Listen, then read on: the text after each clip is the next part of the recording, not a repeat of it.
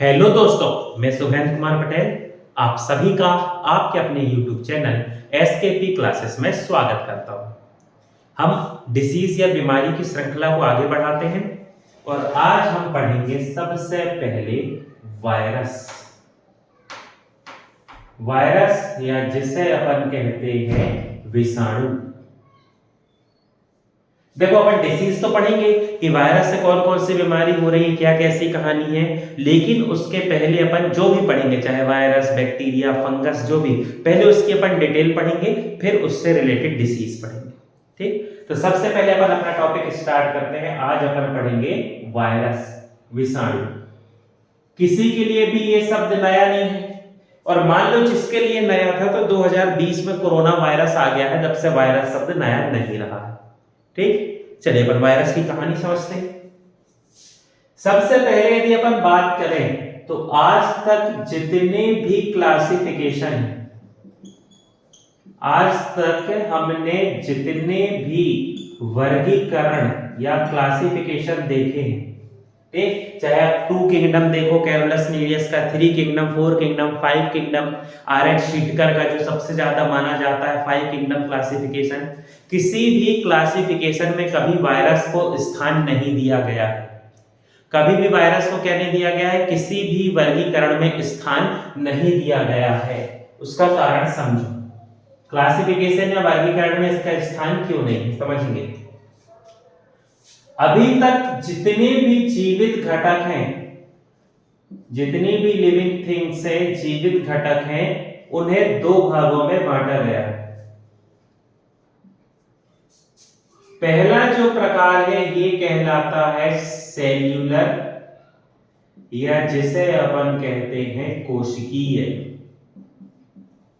Cellular या कोशिकीय से मतलब है ऐसा जीव या ऐसे जंतु जिसके अंदर कोशिका है, कोशिका जैसी कोई संरचना है, और जिन पर सेल थ्योरी, कोशिका सिद्धांत लागू होता है, वो सभी कहलाते हैं सेल्यूलर, कोशिकीय। दूसरे जो प्रकार है ये होते हैं नॉन सेल्यूलर, या इन्हें अपन कहते हैं अकोशिकीय। ठीक, अकोशिकीय का मतलब ऐसे जंतु जो जीवित तो है लेकिन उनके पास कोशिका जैसा कुछ नहीं है, ना उनमें सेल थ्योरी, कोशिका सिद्धांत लागू होता है, तो वो कहलाते हैं नॉन सेल्यूलर, या उन्हें अपन कहते हैं अकोशिकीय। यदि सेल्यूलर या कोशिकीय की बात करें तो फिर ये 2 प्रकार के हैं। एक होते हैं यूनिसेल्यूलर, जिसे अपन हिंदी में कहते हैं एक कोशिकीय। नाम से ही समझ है, जिनके पास केवल एक कोशिका हो वो होते हैं यूनिसेल्यूलर। दूसरे कहलाते हैं मल्टी सेल्यूलर, या जिसे अपन कहते हैं बहुकोशिकीय, जिनके पास हर काम के लिए अलग अलग कोशिका होती है। जैसे अपन अपने पास ब्रेन की सेल अलग है, किडनी की अलग है, हार्ट की अलग है, मसल्स की अलग है, बोन्स की अलग है, हर काम करने के लिए अलग अलग सेल है, तो अपन क्या कहलाएंगे, मल्टी सेल्यूलर। ऐसे जिनके पास केवल एक ही सेल है, उसी से वो सब काम कर रहे हैं, उसी से रिप्रोडक्शन, उसी से वो गति कर रहे हैं, उसी से आकार बढ़ा रहे हैं, सब कुछ एक सेल से कर रहे हैं, तो वो होते हैं एक कोशिकीय। अब यदि यूनिसेल्युलर की बात करें तो बैक्टीरिया, जीवाणु, प्रोटोजोआ, प्रोटोजोआ मतलब अमीबा, युगलिना, पैरामीशियम, और साथ ही साथ एक और नाम याद रखेंगे, ईस्ट। ईस्ट एक फंगस है, खमीर कहते हैं। ये सभी के पास केवल एक ही सेल है, इसलिए ये होते हैं यूनिसेल्युलर। अब क्या क्या बचा, जैसे कि सभी प्रकार के जंतु, एनिमल्स, सभी प्रकार के पेड़ पौधे, प्लांट्स, और फंगस, कवक, ये जो है ये सभी क्या होते हैं, ये होते हैं मल्टी सेल्यूलर। हर काम करने के लिए इनके पास अलग अलग क्या होती है, कोशिका। लेकिन एक पॉइंट याद रखना, यदि आपसे पेपर में पूछा जाए फंगस कैसा जीव है, तो आपका आंसर होगा मल्टी सेल्यूलर। पर यदि पूछ ले ईस्ट कैसा है तो ईस्ट भले फंगस है लेकिन ईस्ट कैसा होता है, यूनिसेल्युलर। अब चाहे इनके पास एक कोशिका हो या बहुत सारी कोशिका हो, इनके अंदर कोशिका सिद्धांत लागू होगा, इसलिए ये होते हैं सेल्यूलर। और दूसरा प्रकार जो किसी भी प्रकार से कोशिका सिद्धांत का पालन नहीं करते, नॉन सेल्यूलर, केवल एक ही एग्जांपल है, हमेशा याद रहेगा, कोई दिक्कत नहीं है, वायरस। वायरस या जैसे अपन कहते हैं विषाणु, वायरस के अंदर कभी कोशिका सिद्धांत लागू नहीं होता। आप ये नहीं कह सकते कि वायरस कोशिका विभाजन, मतलब वायरस जो है एनर्जी माइटोकॉन्ड्रिया से बना रहा है, वो कोशिका विभाजन कर रहा है, उसके पास केंद्रक है, कुछ नहीं, कोशिका जैसी कोई संरचना नहीं है, इसलिए ये क्या है, नॉन सेल्यूलर। ये जो वायरस है ना, इस वायरस का शरीर 94% बना होता है प्रोटीन से और 6% इसके शरीर में होता है डीएनए या आरएनए। याद रखना, ऐसा कोई वायरस नहीं है जिसके पास डीएनए और आरएनए दोनों हो, ऐसा कोई भी नहीं है। वायरस में या तो डीएनए होगा या आरएनए होगा, या डीएनए या आरएनए। तो 94% शरीर में प्रोटीन है और बचा हुआ 6% या तो डीएनए है या आरएनए।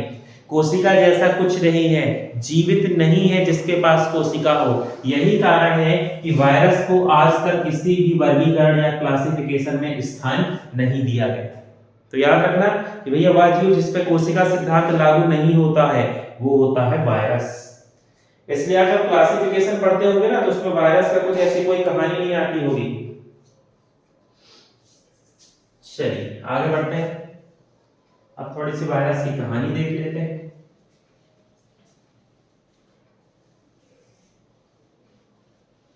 यदि अपन बात करें वायरस, तो वायरस जो है हिंदी में विषाणु, विषाणु हिंदी में बोले तो इसे जब अपन अलग करेंगे तो क्या हो जाएगा, विष के अणु, जिसे अपन इंग्लिश में कहेंगे टॉक्सिक मॉलिक्यूल्स। विष के अणु या टॉक्सिक मॉलिक्यूल्स। अब समझना इसका भी लॉजिक। एक साइंटिस्ट थे जिनका नाम है इवानोवस्की।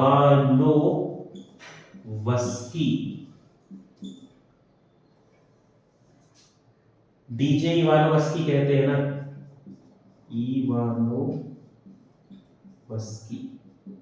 जॉर्ज डायरेक्टरी ऐसा कुछ क्या नाम है इनका, तो डीजे इवानोवस्की कहते हैं।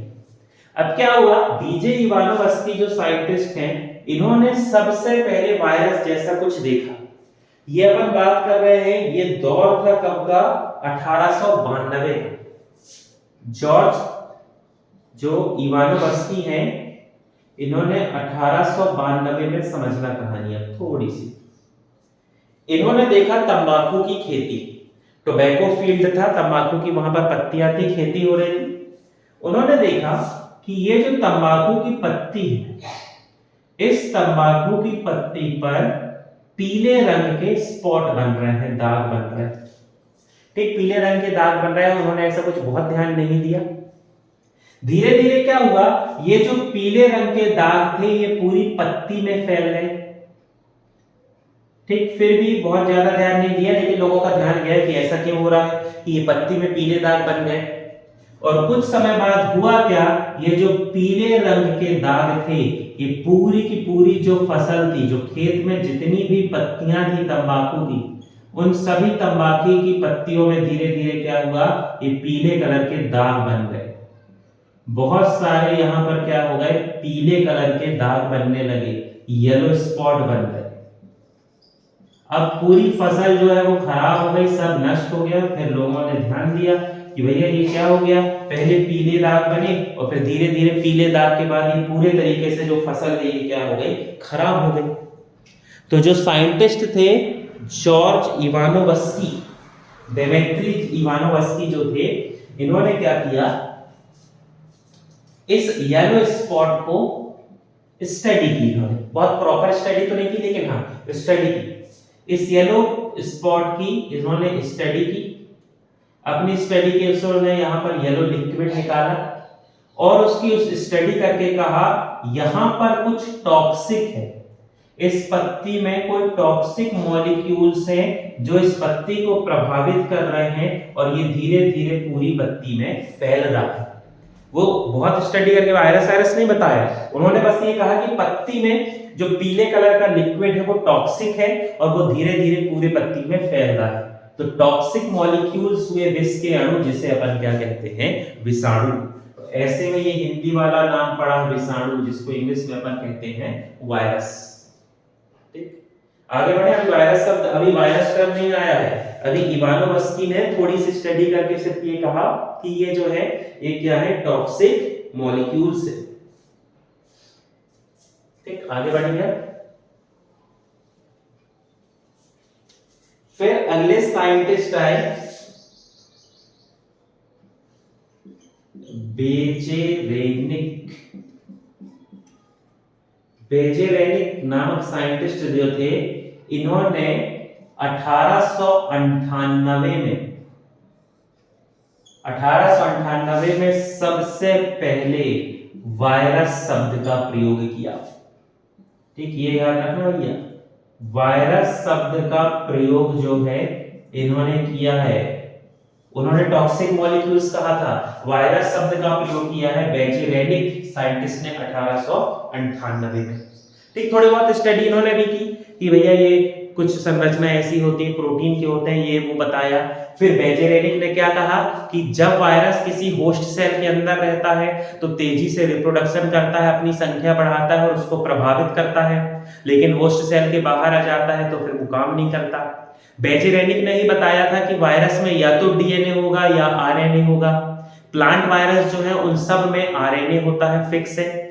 प्लांट वायरस जितने हैं सभी में आरएनए होगा, और जो एनिमल वायरस है उसमें डीएनए आरएनए दोनों में से कोई एक होगा, या तो डीएनए होगा या आरएनए होगा। ये सब बताया था बेजेरेनिक ने, और साथ ही साथ इन्होंने वायरस शब्द का प्रयोग किया था।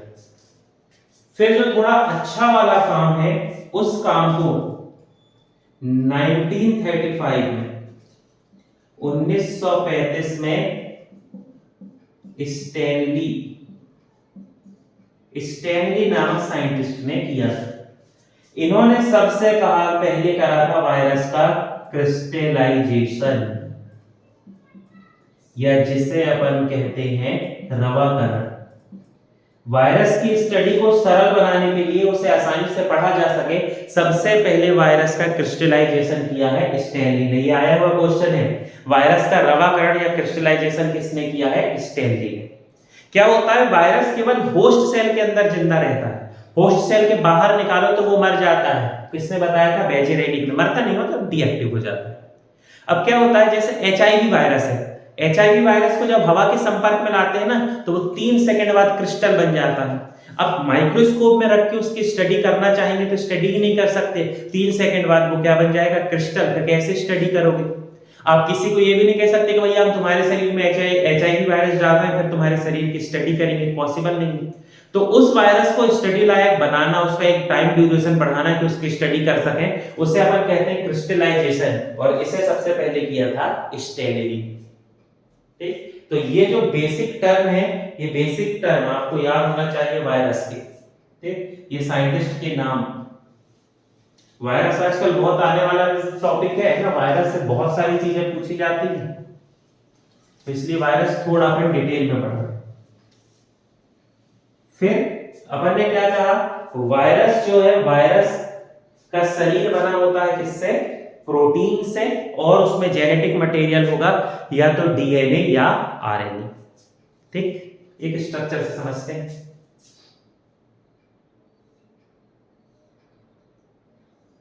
ये जो हेक्सागोनल अपन स्ट्रक्चर बना रहे हैं, अच्छा एक काम करते हैं, पहले स्ट्रक्चर बना लो फिर समझा रहा हूं।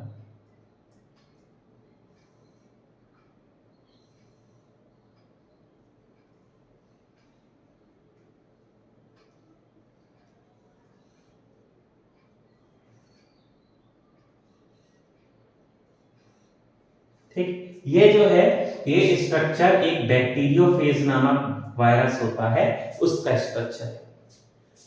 ये जो सबसे प्रारंभिक हिस्सा है ये कहलाता है हेड, या इसे अपन कहेंगे वायरस का सिर। वायरस का जो हेड या सिर है, इसी में होता है वायरस का अनुवांशिक पदार्थ।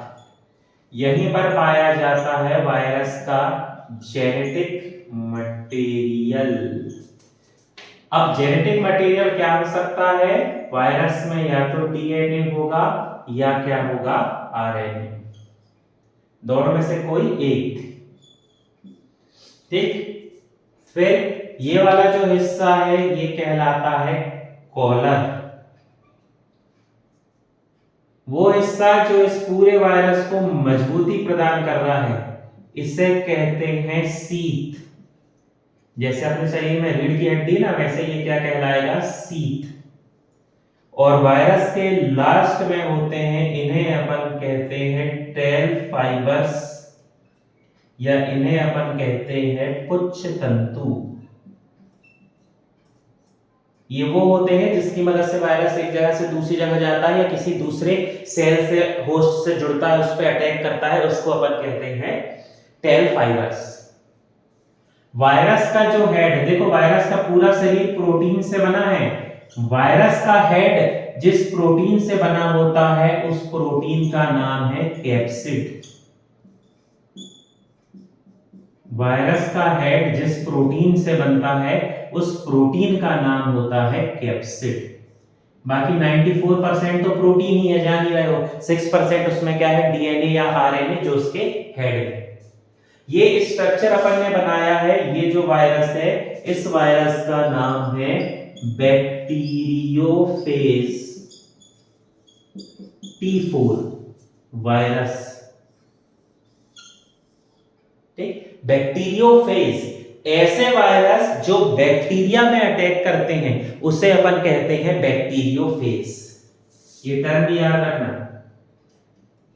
वायरस जो है, ऐसे वायरस जिनका होस्ट बैक्टीरिया हो, या आप कह सकते हो जो बैक्टीरिया पे अटैक करते हैं, जिनका होस्ट बैक्टीरिया हो, उन्हें बैक्टीरियोफेज वायरस कहते हैं। बैक्टीरियोफेज वायरस कहते हैं। इसका नाम आपने सबसे ज्यादा कहां पर सुना होगा? गंगा नदी के पानी में।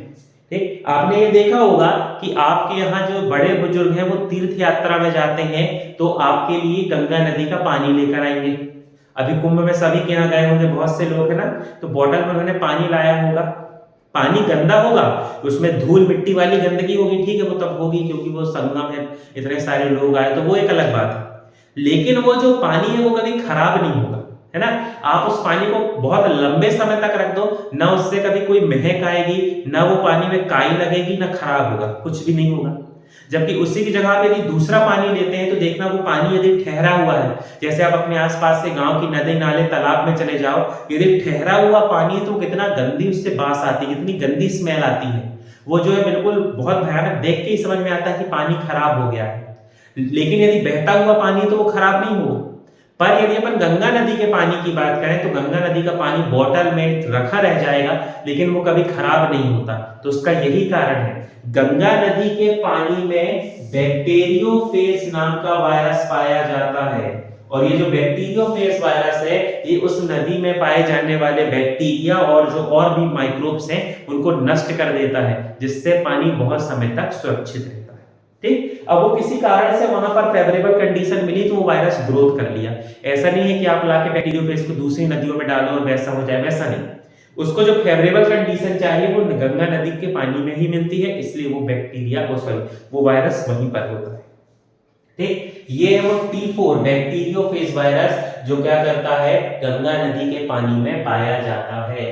ठीक, ये इसका स्ट्रक्चर है, हेड हो गया, हेड के बाद कॉलर, पूरे शरीर को सहारा देने वाला जो ये हिस्सा है इसे कहते हैं सीथ। वह हिस्सा जिसकी मदद से वायरस एक जगह से दूसरी जगह जाता है या किसी होस्ट सेल पे जुड़ता है, उसे अपन कहते हैं टेल फाइबर्स। ठीक, सबसे पहले ढूंढा गया वायरस नहीं है ये, है ना। स्ट्रक्चर के लिए अपन ने पढ़ा, क्योंकि इसको पढ़ना समझना आसान है, इसलिए स्ट्रक्चर के बेस पे अपन ने इसको पढ़ा।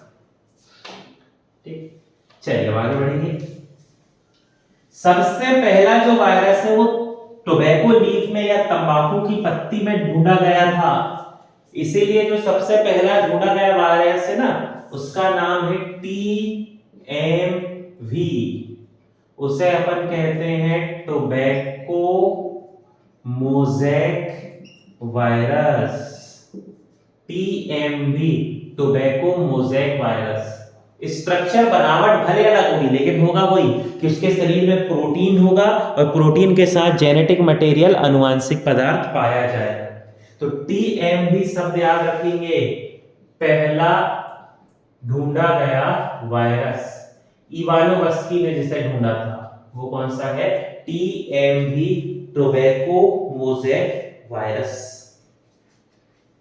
ठीक, फिर अपन ने क्या देख लिया? बैक्टीरियोफेज। चलिए आगे बढ़ते हैं।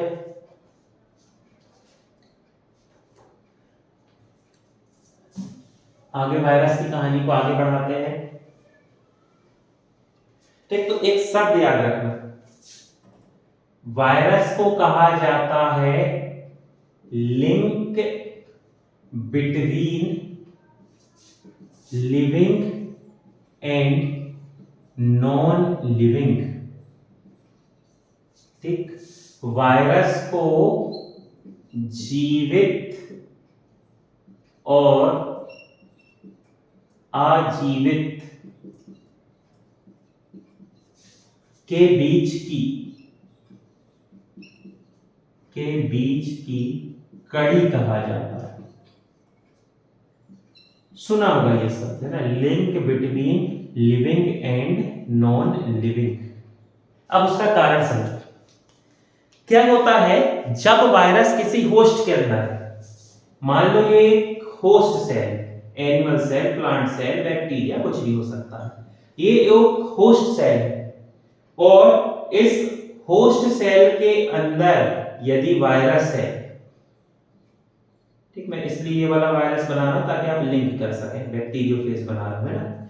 यदि इस होस्ट सेल के अंदर वायरस है तो ये वायरस क्या करेगा कि इस सेल के पूरे सेल की मैकेनिज्म को, पूरे सेल के अंदर के सिस्टम को कंट्रोल कर लेगा और ये अपना रिप्रोडक्शन करेगा। रिप्रोडक्शन करके तेजी से क्या करेगा? अपनी संख्या बढ़ाएगा और वैसे व्यवहार करेगा जैसे जीवित हो, क्योंकि रिप्रोडक्शन जो है वो तो जीवित का ही गुण है। ये किसकी विशेषता है? लिविंग या जीवित की।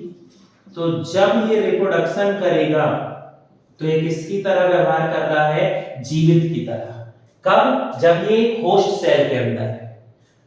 अब जब वायरस होस्ट सेल से बाहर आ गया, वायरस अपने आप में ऐसा पड़ा हुआ है वायुमंडल में, एटमॉस्फेयर में कहीं पड़ा हुआ है, कोई होस्ट सेल नहीं है, तो उस कंडीशन में क्या होगा?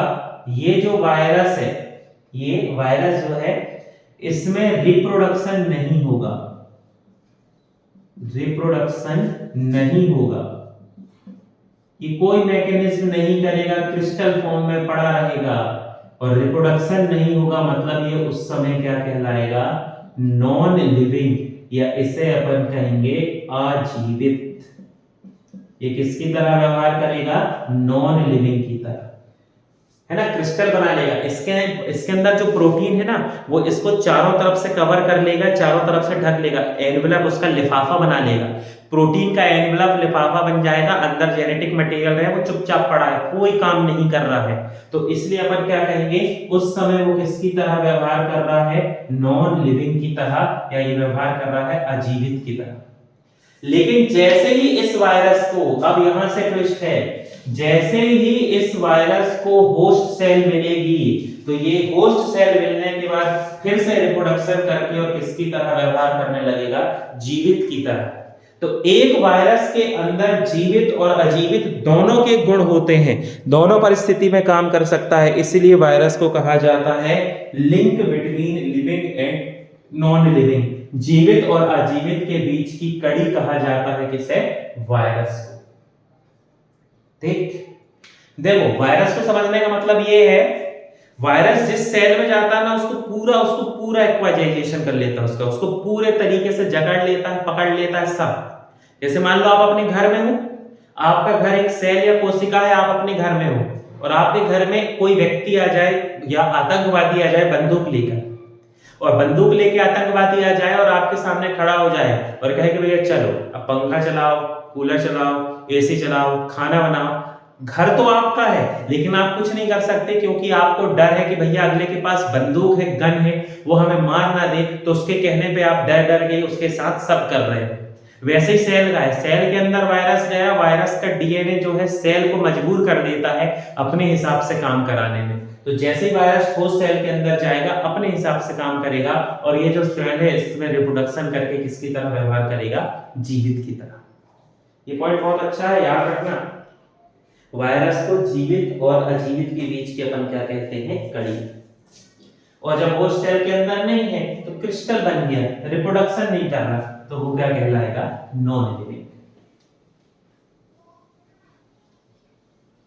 अब भैया होस्ट सेल के अंदर बात निकली है तो वायरस जो है किसी भी होस्ट सेल में दो प्रकार से अटैक करता है। इस पॉइंट को बहुत अच्छे से समझें। वायरस को किसी भी सेल पे यदि अटैक करना है तो वो दो रास्ते अपनाता है। पहला जो रास्ता है उसे अपन कहते हैं लाइटिक साइकिल, और दूसरा जो है वो कहलाता है लाइसोजेनिक साइकिल। दो तरीके होते हैं वायरस के अटैक करने के। अब लाइटिक साइकिल समझना क्या होता है। लाइटिक साइकिल मतलब ये समझ लो कि ये एक होस्ट सेल है, होस्ट सेल है जिस पे वायरस ने अटैक किया। तो जैसा ही इस होस्ट सेल से आके यहां पर वायरस जुड़ता है, ठीक, ये पूरा वायरस आके जुड़ गया, ये इसके टेल फाइबर्स हैं। वायरस आके जुड़ेगा तो ये क्या होगा, ये इस होस्ट सेल को पेनिट्रेट करेगा और अगले स्टेप में ये क्या होगा, इस होस्ट सेल के अंदर चला जाएगा।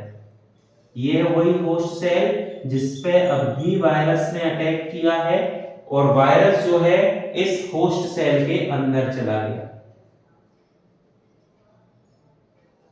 ठीक, वायरस अंदर आ गया। अब वायरस धीरे धीरे क्या करेगा, इस होस्ट सेल के अंदर अपनी संख्या को बढ़ाएगा। इसके अंदर अब ये क्या कर देगा, रिप्रोडक्शन स्टार्ट कर देगा, प्रजनन चालू कर देगा और प्रजनन करके तेजी से अपनी क्या करेगा, संख्या बढ़ाएगा। जब पर्याप्त इसकी संख्या हो जाएगी, ये रेप्लिकेट बना लेगा अपने वायरस। जब पर्याप्त इसकी संख्या हो जाएगी तो क्या होगा कि ये जो होस्ट सेल है, ये होस्ट सेल पूरे तरीके से क्या होगी, बस्ट हो जाएगी। होस्ट सेल जो है बस्ट हो जाएगी और इसके अंदर जो वायरस बने हैं ये वायरस तेजी से बाहर निकलने लगेंगे। ठीक, इसके अंदर जितने समय में रेप्लिकेट होके वायरस बने हैं ये सभी वायरस क्या होंगे, बाहर आ जाएंगे और बाहर आके पूरे शरीर को प्रभावित करेंगे। ठीक, होता क्या है, आपने सुना होगा कुछ बीमारी ऐसी होती है जिसमें आपने कहा सुना होगा, डॉक्टर कहते हैं कि ये बीमारी के लक्षण कुछ दिन बाद दिखते हैं। अभी अपन आगे बीमारी पढ़ेंगे ना तो वहां पढ़ेंगे। कुछ बीमारी होते हैं जिनके लक्षण 8-10 दिन बाद दिखाई देते हैं, कुछ बीमारी ऐसे हैं जिनके लक्षण 10-15 दिन बाद दिखाई देते हैं, कुछ के महीनों बाद दिखाई देते हैं। तो क्या होता है, वायरस जो है या उसका जो पैथोजन है वो शरीर में आ गया। मान लो वो पैथोजन वायरस है, वायरस शरीर में आ गया और हो सकता है वो जो वायरस है वो लाइटिक साइकिल चलाता हो, तो वो अपने शरीर में आके अपनी सेल को उसने अपने कब्जे में लिया, अंदर संख्या बढ़ा रहा है, अपन को नहीं पता चल रहा, अपन को नहीं समझ में आ रहा, अपन बीमार है। फिर उसके बाद जब वो होस्ट सेल में बहुत सारे वायरस हो गए तो बस्ट होके और ये जो सब वायरस है ये बाहर निकल के पूरे शरीर में जब इंफेक्शन करेंगे तब अपन बीमार होंगे। इसलिए कहते हैं कि ये जो बीमारी है इनके लक्षण कुछ दिन बाद दिखते हैं। ठीक, ये जो है इस प्रकार की बीमारियां तुरंत समझ में नहीं आती, महीना 2 महीने बाद, कुछ समय बाद क्या होता है, इनके हमें दिखाई देते हैं लक्षण। एक तरीका ये हो गया। दूसरी इसकी साइकिल होती है लाइसोजेनिक साइकिल। मान लो ये यहां तक ये लाइटिक साइकिल है, मान लो ये होस्ट सेल, वो होस्ट सेल जिसमें वायरस ने अटैक किया, क्या होगा, इससे आके यहां पर जुड़ा वायरस टेल फाइबर्स की मदद से। अब ये जो वायरस यहां पर आके जुड़ा, ये इस सेल के अंदर नहीं जाएगा, वायरस इस सेल के अंदर पहुंचा देगा अपना आनुवंशिक पदार्थ। ये जो है ये सेल के अंदर क्या पहुंचा देगा, अपना जेनेटिक मटेरियल, आनुवंशिक पदार्थ। अब इसका जेनेटिक मटेरियल या तो डीएनए हो सकता है या आरएनए। वायरस ने अपना डीएनए या आरएनए जो है ये किसके अंदर पहुंचा दिया, होस्ट सेल के अंदर। अब इस वजह से क्या होगा, ये जो होस्ट सेल है, इस होस्ट सेल के अंदर जो इसका खुद का न्यूक्लियस था, खुद का डीएनए था, आरएनए था, वो सब डिस्ट्रॉय हो जाएगा। और ये जो होस्ट सेल है, इसके सेल के अंदर पूरा का पूरा जो है ये हो जाएगा किसका, डीएनए वायरस। ये क्या हो जाएगा, वायरस का आनुवंशिक पदार्थ, जेनेटिक मटेरियल ऑफ वायरस, या तो डीएनए रहेगा या आरएनए। पूरे सेल में उस वायरस का डीएनए आरएनए फैल गया, और ये जो होस्ट सेल थी, अब ये होस्ट सेल भी व्यवहार करने लगेगी किसके तरह, वायरस की तरह। और धीरे धीरे ये जो होस्ट सेल है ये भी बाकी सब वायरस के साथ पूरे शरीर में क्या करेगी, फैलेगी, और पूरे शरीर में इंफेक्शन फैलाने लगेगी। ठीक, अलग अलग कहानी है, दोनों के बीच का अंतर समझ रहे हो। ये क्या कर रहा है, वायरस पहले अंदर आया, होस्ट सेल के अंदर रेप्लिका बनाया, फिर जब संख्या बहुत ज्यादा हुई तो होस्ट सेल को बस्ट करके बाहर निकल गए, पूरे शरीर में फैल गए। जबकि लाइसोजेनिक में क्या था, वायरस आया, वायरस सेल के अंदर नहीं गया, होस्ट सेल के अंदर उसने केवल अपना आनुवंशिक पदार्थ पहुंचाया। ये आनुवंशिक पदार्थ जो है होस्ट सेल के अंदर बहुत तेजी से बढ़ रहा है, रेप्लिकेट हो रहा है, जल्दी जल्दी रेप्लिकेशन करके संख्या बढ़ा रहा है, और इस होस्ट सेल के अंदर पूरा वायरस का आनुवंशिक पदार्थ है। और वायरस के आनुवंशिक पदार्थ होने की वजह से होस्ट सेल भी वायरस की तरह प्रभाव कार्य करने लगेगी, वायरस की तरह व्यवहार हो जाएगा उसका, और वो भी धीरे धीरे अपना असर दिखाने लगेगी। तो लाइसोजेनिक जो साइकिल है इसमें बीमारी का पता जल्दी चल जाता है, लेकिन यदि लाइटिक साइकिल है तो इस लाइटिक साइकिल में बीमारी का पता चलने में समय लगता है।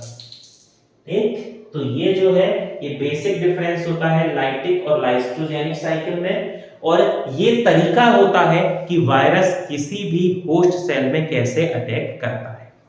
ठीक, आगे अपन डिसीज पढ़ेंगे तो वहां पर जो डिसीज होगी ना, तो कुछ बीमारियां जो है उसमें अपन पढ़ेंगे कि वो जो है लाइटिक साइकिल चलाता है कि लाइसोजेनिक। जैसे एग्जांपल के लिए चिकन पॉक्स, ठीक, स्मॉल पॉक्स, चेचक, चिकन पॉक्स, ये जो बीमारी है ये बीमारी में होती है, इनके वायरस चलाते हैं लाइटिक साइकिल। लेकिन जैसे अपन बात करें सामान्य सर्दी जुकाम, वायरल जिसको अपन कहते हैं ना, वायरल हो जाता है, सर्दी जुकाम हो जाती है, यदि सामान्य सर्दी जुकाम है तो वो सामान्य सर्दी जुकाम जो है उसमें जो साइकिल होती है वो होती है लाइसोजेनिक साइकिल। और अपन जब बीमारी पढ़ेंगे ना तो वहां जरूरत पड़ेगी, वहां अपन पढ़ते जाएंगे। ठीक, तो ये हो गया वायरस का अटैक करने का तरीका। चलिए अब आगे बढ़े वायरस के। अब थोड़ा सा और वायरस में आजकल नया म्यूटेशन टाइप हो गया है, और उस म्यूटेशन से वायरस की दो नई, उससे अपन कहेंगे स्पीसीज निकल कर आए हैं, वो अपन को पढ़ना पड़ेगा। ठीक, थोड़ा खतरनाक सिस्टम है, लेकिन अब क्या करोगे, वो है तो उसको अपन को पढ़ना होगा। वायरस की यदि अपन बात करते हैं तो वायरस में क्या है, 94% प्रोटीन और 6% है इसमें जेनेटिक मटेरियल, आनुवंशिक पदार्थ। या तो इसमें डीएनए है या इसमें क्या है, आरएनए।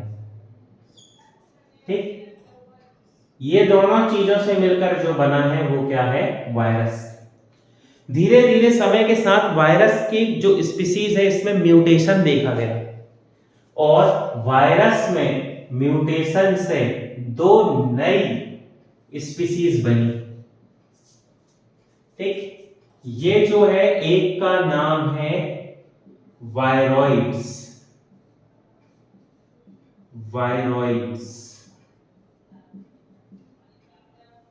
और दूसरा जो है ये दूसरा प्रकार कहलाता है प्रियोन्स।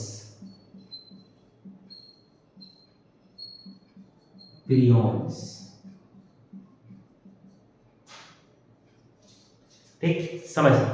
म्यूटेशन का मतलब क्या होता है? जीन में होने वाला सडन चेंज, जीन में होने वाला जो अकस्मात परिवर्तन होता है ना, सडन चेंज इन जीन, उसे अपन कहते हैं म्यूटेशन। म्यूटेशन समय के साथ धीरे धीरे किसी कारण से हो सकता है, किसी केमिकल के कारण हो सकता है, या तुरंत भी हो सकता है। इसका सबसे अच्छा एग्जांपल आपको देखना हो तो आप अपने घर में पाए जाने वाले मच्छर या मॉस्किटो से समझो। आज के आप 10-15 साल पहले चले जाओ तो जो मच्छर हुआ करते थे, उन्हें भगाने के लिए अपने यहाँ जो दादी नानी है वो धुआं कर दिया करती थी। कंडे से धुआं कर देते थे, नीम की पत्ती से धुआं कर देते थे, मच्छर भाग जाया करते थे। फिर समय ऐसा आया कि वो जो धुआं था उसके लिए उन लोग हैबिचुअल हो गए, उसका म्यूटेशन हो गया, उस धुएं का उन पे असर नहीं होता था। तो आपने देखा होगा फिर मॉर्टीन और ये कछुआ छाप अगरबत्ती आने लगी गोल वाली जलाने के लिए।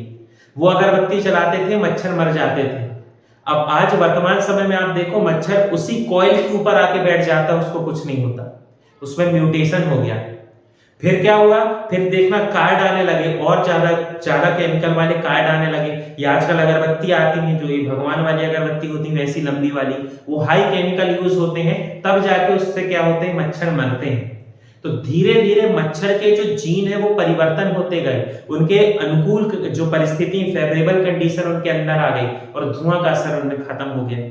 ठीक है, लेकिन ये जो है ये कुछ जगह पे काम करेगा, हमेशा काम नहीं करेगा। नहीं तो हमें लगा कि मच्छर को अपन ऐसे हाथ से मार रहे हैं तो उस समय उसकी हड्डी इतनी मजबूत हो जाएगी कि अपने हाथ टूट जाएंगे। अब ऐसा लॉजिक नहीं लगाना है ना, उसकी हड्डी नहीं होती, उसकी कार्टिलेज जो पास्थी होती है ना। ये वो करंट वाले से मार रहे हैं रैकेट से, तो ऐसा नहीं कि करंट वाले रैकेट से मार रहे हैं तो अभी के 200 साल बाद वाले जो मच्छर आएंगे उनको करंट नहीं लगेगा, ऐसा नहीं। कुछ जगह लेकिन म्यूटेशन होता है। उसी प्रकार वायरस में म्यूटेशन होने से दो नई स्पीसीज बनी, एक है वायरॉइड्स और एक है प्रियोन्स। अब समझना कहानी सिंपल है बहुत। ये जो वायरॉइड ये होता है वायरस से भी छोटा, स्मॉलर देन वायरस। इसमें केवल आरएनए होता है। ठीक, बिल्कुल इस बात को बिल्कुल दिमाग में बिठा लो। वायरॉइड्स जो है इसमें केवल आरएनए होता है। तीन संभावनाएं हैं, प्रोटीन होगा, डीएनए होगा या आरएनए होगा।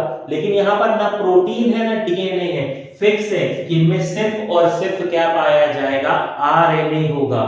सिर्फ और सिर्फ इनमें क्या पाया जाएगा, आरएनए। ठीक, ये जो है ये प्लांट में डिसीज करते हैं, प्लांट में इंफेक्शन करते हैं।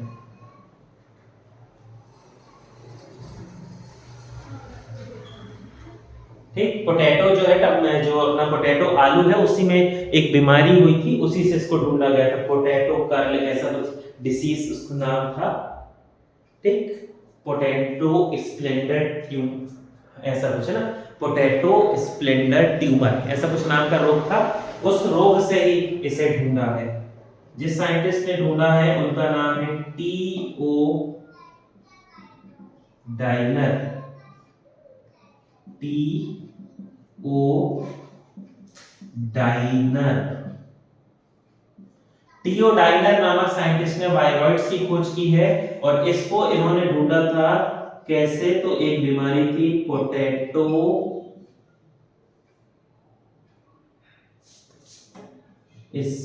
स्पिंडल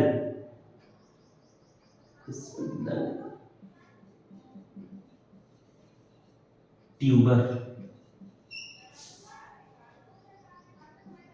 पोटैटो स्पिंडल ट्यूबर, ये जो बीमारी थी, इस बीमारी से फिर टी.ओ. डाइनर ने ढूंढा वायरॉइड्स को। इसके अंदर प्रोटीन नहीं है ना डीएनए है, सिर्फ और सिर्फ इसके अंदर क्या पाया जाता है, आरएनए। और इसका जो आरएनए बहुत कम होता है, बहुत बहुत लाइट वेट होता है, लेकिन इसमें सिर्फ क्या होगा, आरएनए। अब यदि अपन बात करें प्रियोन्स की, तो प्रियोन्स जो है, अब यहां से लॉजिक लगा लो, प्रियोन्स इनमें केवल प्रोटीन, इनमें केवल प्रोटीन। अब ये सब याद रखना, इनमें ना डीएनए है ना आरएनए है, सिर्फ और सिर्फ इनमें क्या है, प्रोटीन है ना। सिर्फ क्या पाया जाएगा, 100% यहां पर क्या रहेगा, प्रोटीन। यहां 100% सिर्फ और सिर्फ क्या रहेगा, आरएनए। ठीक, ये जो प्रियॉन्स है ये न्यूरोलॉजिकल डिसऑर्डर्स करता है। ठीक, मतलब तंत्रिका से संबंधित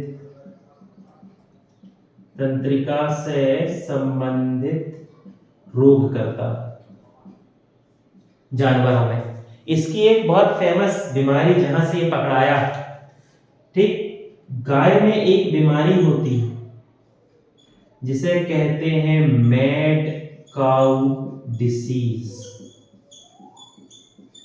ये मैड काउ, इस बीमारी में क्या होती है, गाय जो होती है ना उसका जो थोड़ा सा अपन कह सकते हैं मानसिक संतुलन बिगड़ जाता है, यहाँ वहां दौड़ना कूदना उछलना किसी को भी मारना, ये सब उसके अंदर दिखने लगते हैं, पागल जैसे अपन कहेंगे। हालांकि पागल शब्द सही तो नहीं है पर आपको समझ में आया इसलिए मैंने ऐसा शब्द प्रयोग कर दिया। वो क्या है, उसका जो मानसिक स्थिति है जो है वो स्थायी नहीं रहती, स्टेबल नहीं होती, और वो जो है उसको समझ में नहीं आता क्या कैसा चल रहा है, तो उस बीमारी को कहते हैं मैड काउ डिसीज। एनसीईआरटी का लिखा हुआ शब्द है, आपको याद होना चाहिए। मैड काउ डिसीज जो है ये प्रियॉन्स की वजह से होती है। प्रियॉन्स वायरस के म्यूटेशन से बनते हैं जिनमें केवल क्या पाया जाता है, प्रोटीन। अब गाय की बात आई है तो मनुष्य का भी याद रखना। मनुष्य के अंदर भी जो बीमारी होती है उसका नाम है जैकब डिसीज, या इसे अपन कहते हैं जैकब रोग। ठीक, ये भी इंसेफेलोफोन या जिसे अपन क्या कहेंगे ब्रेन से ही संबंधित होती है। ये हम ब्रेन को ही प्रभावित करती है, अपने अंदर भी वैसे लक्षण आते हैं। क्या होगा फिर, लंबे समय तक ये बीमारी होगी, वायरस तेजी से बढ़ेगा ब्रेन में और न्यूरॉन्स को बहुत ज्यादा प्रभावित करता है, तो फिर आखिरी में मृत्यु भी हो जाती है, चाहे वो गाय हो या मनुष्य हो। पर गाय में याद रखना मैड काउ डिसीज, और मनुष्य में याद रखना जैकब रोग या जैकब डिसीज। जेडी सीजेडी नाम से चलता है, जेडी याद रख लेना। जैकब डिसीज किसकी वजह से होता है, प्रियॉन्स में। ठीक, तो ये जो है ये कहानी हो गई किसकी, वायरस की। ये वायरस का हो गया म्यूटेशन। अब यहां पर हमने समझा कि वायरस क्या है, वायरस कैसे बनते हैं, क्या कहानी है, उसका अपन ने स्ट्रक्चर देखा। पेपर के एंगल से जितने जरूरी क्वेश्चन थे उसको अपन ने कर लिए। ठीक, जैसे अपन ने बैक्टीरियोफेज पढ़ा ना, वैसे ही एक होता है रेट्रोवायरस।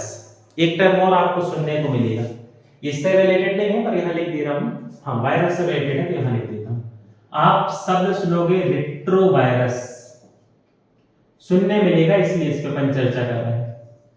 ऐसे वायरस जिनमें 94% प्रोटीन है और 6% आरएनए।